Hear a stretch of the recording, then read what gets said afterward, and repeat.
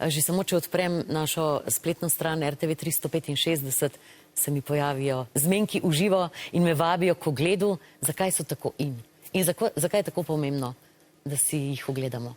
Jaz mislim, da je to zdaj nek nov pristop k podajanju vsebin na način, da se pač televizija, od katere pričakujemo neke vrste linearne vsebine, torej epizoda, ne vem, enkrat na dan, enkrat na teden, da zdaj pa ponuja tudi to možnost, ki smo jo navajeni od pretočnih platform, torej vse epizode so tam, poglejte jih naenkrat, kadarkoli hočete.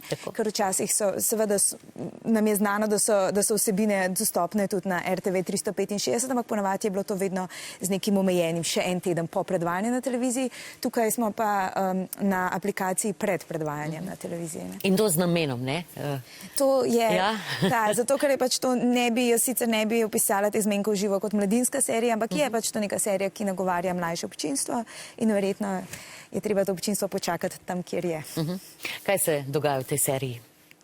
To je serija, ki ima neko premiso, ki je v bistvu dosti znana tako serijam o zgodbam o odraščanju, kot tudi romantičnim komedijam. Torej, to je neka punca, ki po 3 letih jo doleti strto srce, nekako na njeno lastno presenečenje se zveza konča, zato ker je njen fant, s katerim ima odnos v virtualni resničnosti, je našel neko punco v resničnem življenju.